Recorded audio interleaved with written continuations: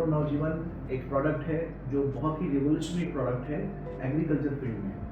अभी तक क्या होता आया है कि हम लोग एग्रीकल्चर में हमने हमारी फर्टिलिटी को इम्प्रूव करने के लिए, हमारी पैदावार को बढ़ाने के लिए, यील्ड को इंक्रीज करने के लिए हमने सॉइल की फर्टिलिटी को तो खराब करते रहे हैं, लेकिन फर्टिलाइजर्स को हम एक्सटर्नली सॉइल में ऐड करते रहे।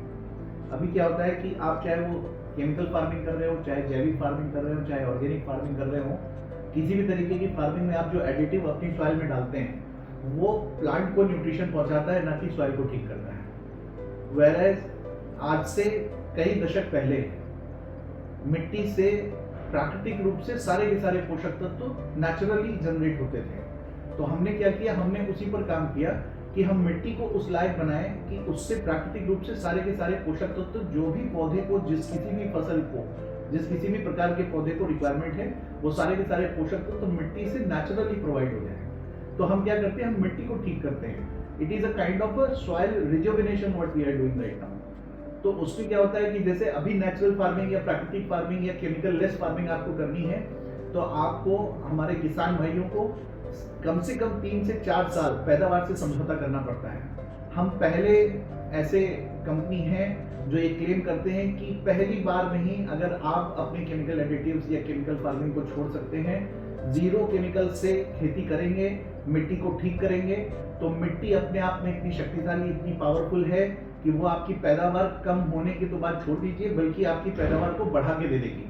और ये काम करता है कैसे, जब आप ये एग्रो नवजीवन अपने खेतों में मिलाते हैं, अपने खेतों की मिट्टी में जब एग्रो नवजीवन मिलाते हैं, तो आपकी मिट्टी की जो प्राकृतिक उर्वरक शक्ति है, वो जो प्राकृतिक रूप से आज से कई दशक पहले उपलब्ध हुआ करती थी, बिना केमिकल फार्मिंग के हम भरपूर पैदावार, भरपूर स्वाद वाला भोजन, अन्न, सब्जी, फल सब कुछ उगाते थे, वैसे ही स्वाद के साथ क्वालिटी और क्वांटिटी से भरपूर आपको पैदावार मिलेगी।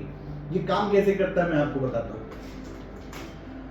हमारे जो एडिटिव्स हैं जो हम लोग फार्मिंग के लिए यूज करते हैं, उन एडिटिव्स का भी जो पोषण है, वो पोषण हमारी मिट्टी में मौजूद माइक्रोब्स के थ्रू ही प्लांट की जड़ों से होते हुए प्लांट तक पहुंचता है। अब हमारे जो माइक्रोब्स हैं वो नेचुरली अकरिंग है सॉइल में।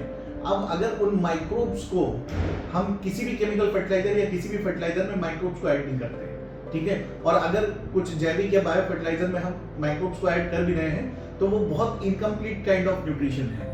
किसी भी पोषक तत्व को पौधे तक पहुंचाने के लिए मिट्टी में मौजूद माइक्रोब्स ही रिस्पॉन्सिबल होते हैं। तो अगर आप एनपीके कह लीजिए, बहुत स्टैंडर्ड है 12-32-16 का एनपीके, 12% नाइट्रोजन, फास्फोरस, पोटास हम लोग डालते हैं।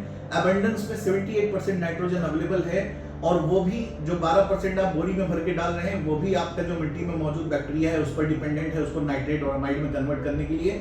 जो 78% एबंडेंस में मौजूद है, वो भी उसी बैक्टीरिया के थ्रू नाइट्रेट और अमाइड में कन्वर्ट होता है। तो हम क्या करते हैं, हम कैटर करते हैं 78% जो एबंडेंस में मौजूद है उस नाइट्रोजन को।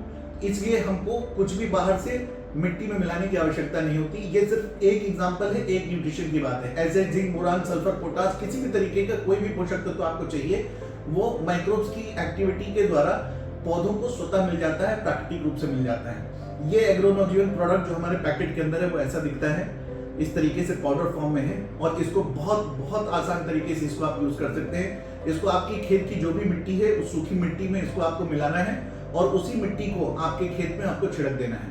जब आप इसका छिड़काव कर देते हैं, तो छिड़काव के सिर्फ 2 से 3 हफ्ते के अंदर आपकी मिट्टी का जो नेचर है, जो कैरेक्टरिस्टिक है, वो चेंज होने लगता है।